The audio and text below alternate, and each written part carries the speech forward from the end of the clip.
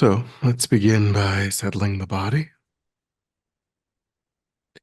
adopting a stable, comfortable, upright positions are visible for meditation. So we think about keeping our feet flat and our back straight, torso open, hands in the lap right over left with the palms upturned and the thumbs gently touching.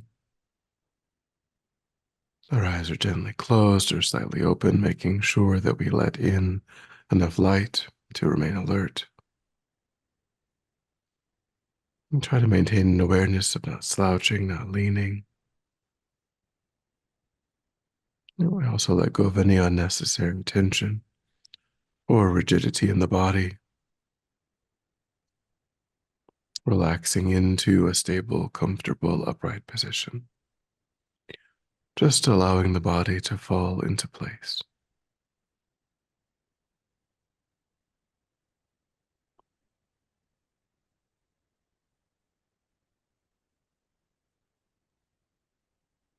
And begin to let go of attending to the external environment, allowing sights and sounds to be as they are without investigation,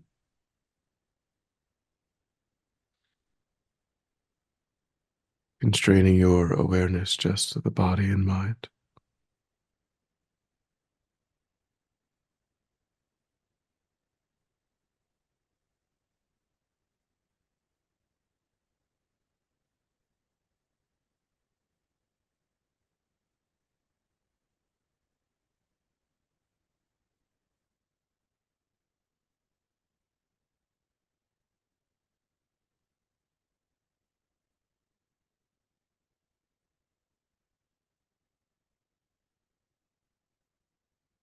And begin to concentrate that awareness by attending closely to the physical sensation of the air as it moves into and back out of the tip of the nostrils. Noticing quickly when anything other than that one physical sensation is arising in the mind, and without judgment or frustration, lifting your awareness up from those distractions and placing it gently but firmly again and again on the breath.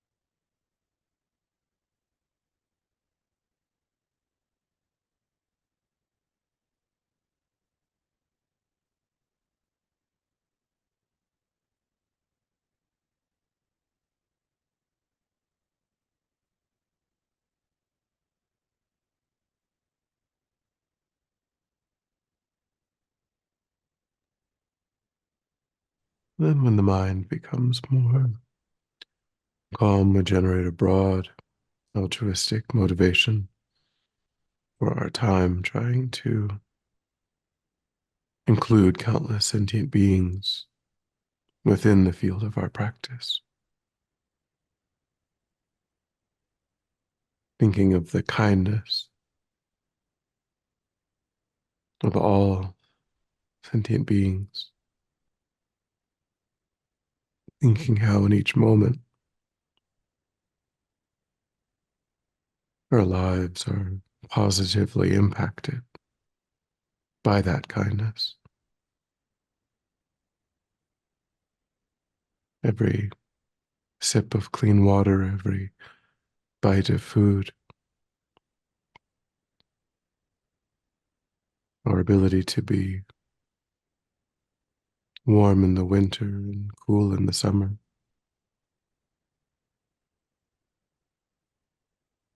our access to teachers and doctors, and those that have skills and trades that we use to benefit our lives.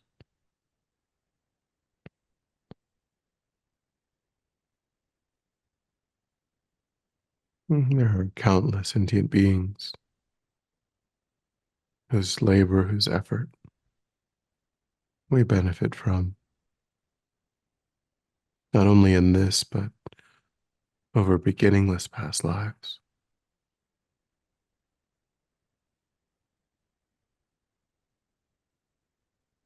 Thinking of their kindness, we develop the wish to repay that kindness.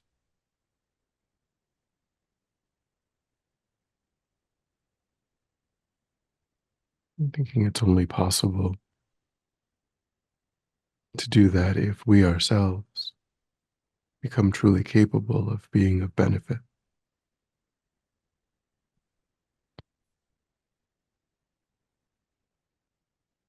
And we can only accomplish that by transforming the mind,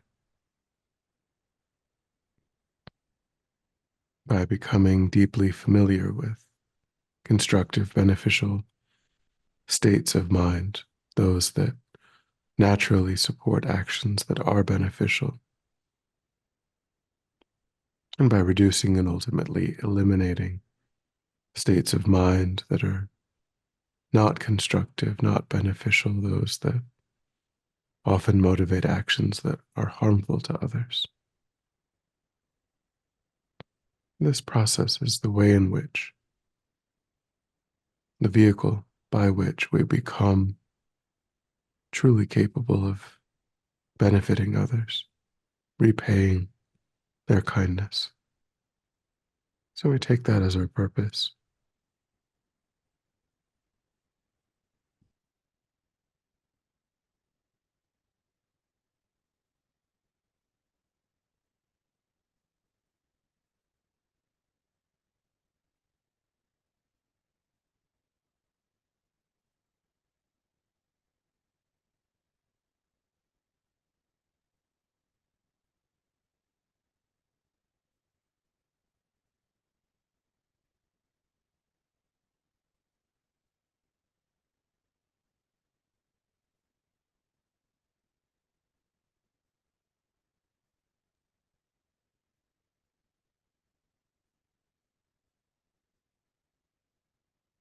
And with that, with that motivation, we will continue the contemplation of the 8 verses of thought transformation. And we begin with reestablishing the visualization of Avalokiteshvara and Chenrezig.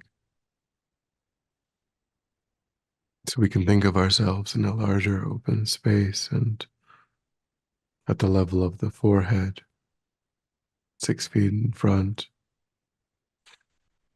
is Avalokiteshvara, the Buddha of compassion, who is inseparable from one's own root guru, an emanation of one's own root guru manifesting in this particular form to be of benefit.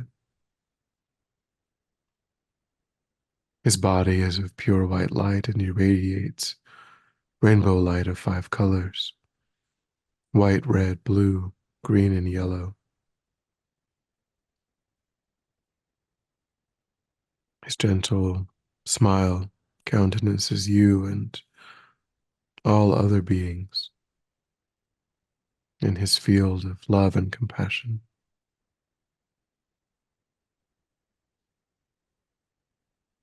He has 4 arms. The hands of the first 2 are joined together at the heart and hold a precious, wish-fulfilling jewel. The second right hand holds a crystal rosary, and the second left hand a lotus flower. An antelope skin covers his left shoulder and breast, and he's adorned with exquisite silks and beautiful jeweled ornaments. Visualization is translucent, made of light and radiating light.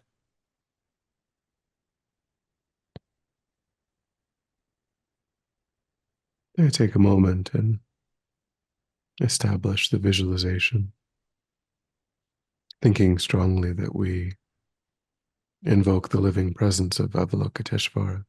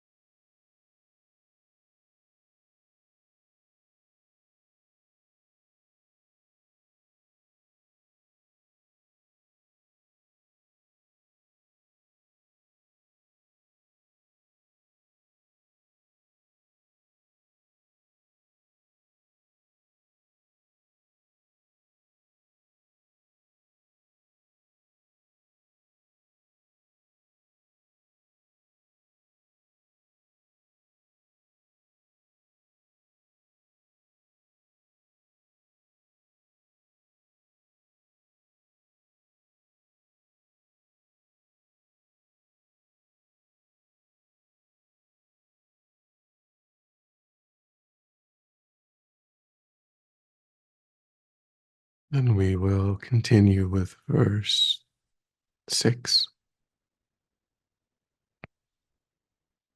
When someone I have benefited and in whom I have placed great trust hurts me very badly, I will practice seeing that person as my supreme teacher.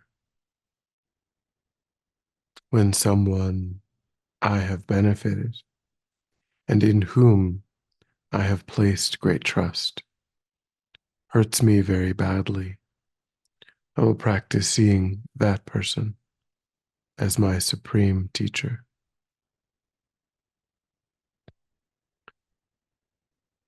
So in this verse, we work with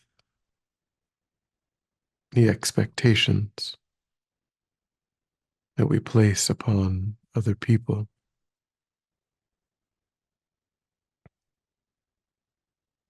and particularly an expectation of gratitude,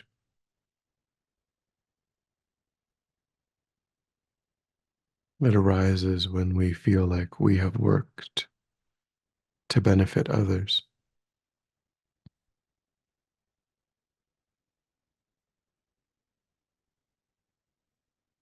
It's feeling that because we have spent time and energy trying to be helpful, that this other person must reciprocate. And they must also show kindness.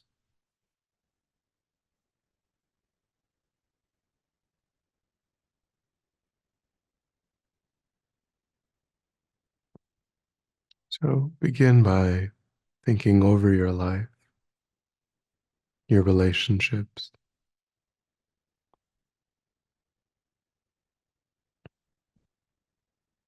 focusing on those that you're close to.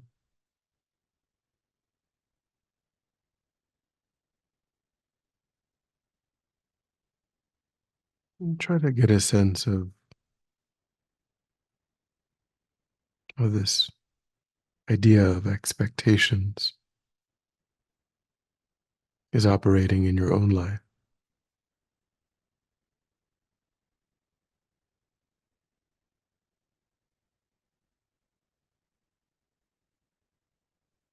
Is it true that when you go out of your way to be helpful, you expect, anticipate that those people will respond similarly? And if so, what has happened in the past when you've had that expectation not met?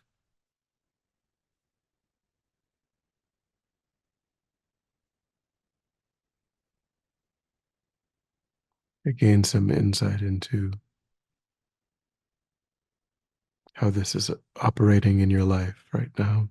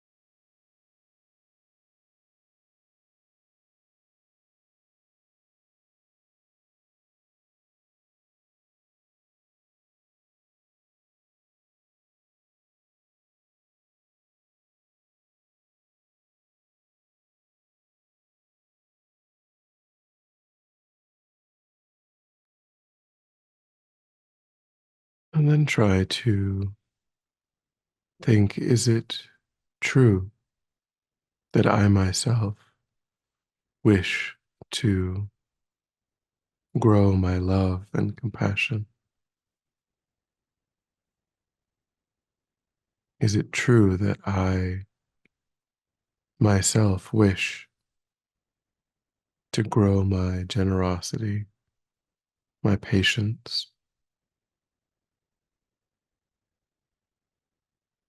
my ability to cherish others?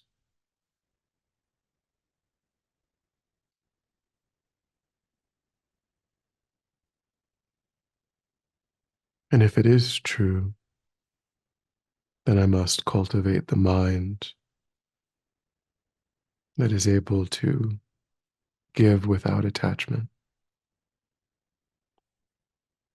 give my time, my resources,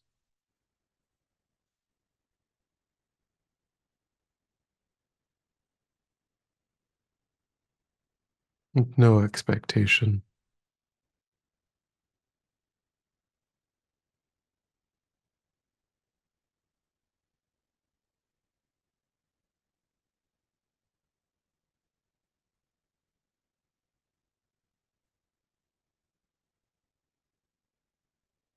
but try again now to think of those same scenarios through the lens of being able to understand more about where you are on the spiritual path. What are the limits of your love, your compassion, your generosity, your patience? And think that by not meeting your expectations, you now have knowledge, wisdom about those limits, and how incredibly valuable that is.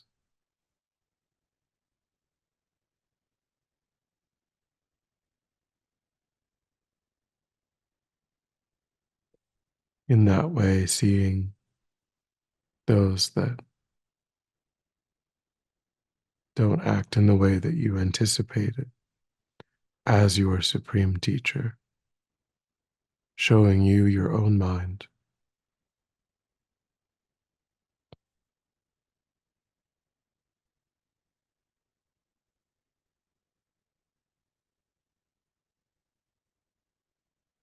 Go back and think about those experiences through that perspective.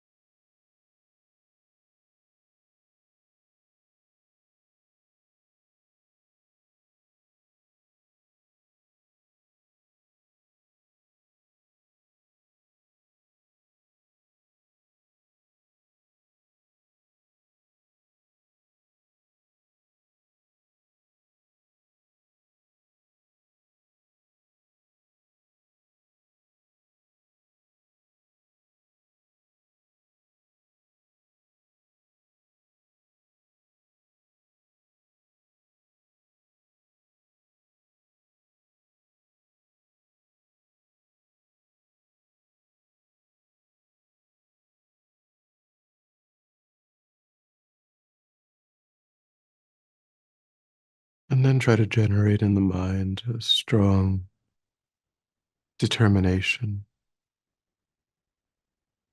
going forward to try to work with that tendency to place those expectations on others, seeing the benefits of cultivating that mind that's able to work for the benefit of others without expectation.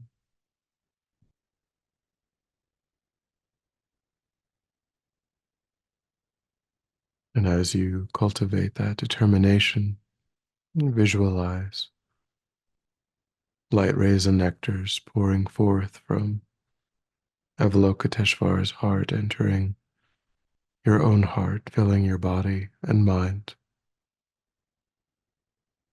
purifying any obstacles to being successful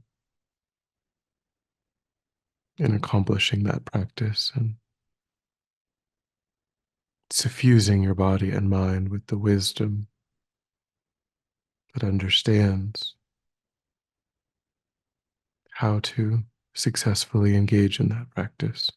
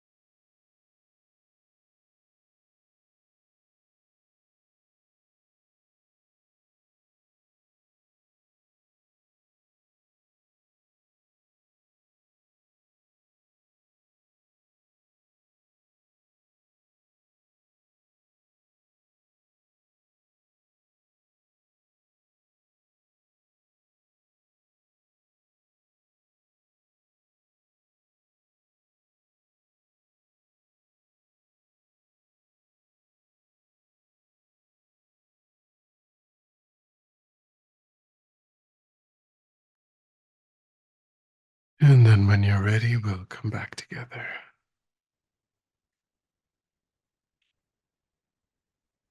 And we'll dedicate. So recollect your altruistic motivation and think that by having engaged in this practice, you've actualized that motivation, which has generated positive energy in the mind. And think that you freely offer the fruit of your practice, that positive energy, for the benefit of all sentient beings without exception. Thinking strongly, when that positive energy ripens, may it serve as a cause and condition to eliminate war and conflict, poverty, famine, disease, disasters, all painful inner and outer conditions. May it fully ripen the minds of all sentient beings. May they quickly meet perfect teachers and arise in the state of full enlightenment. May I too achieve the state of enlightenment in order to work for the benefit of sentient beings perfectly. May any obstacles facing the Guru's long life be completely dispelled. May I and all sentient beings in this moment come under the joyful care and guidance of enlightened beings. May we be guided and protected until we swiftly achieve that state of enlightenment.